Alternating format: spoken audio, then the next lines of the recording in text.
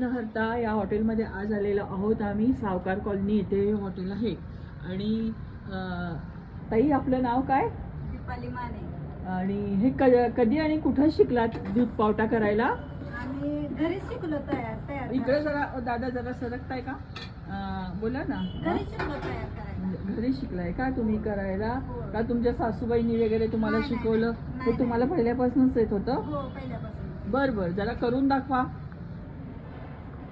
जागा जरा पुढे जाऊन बघ. त्या करतायत.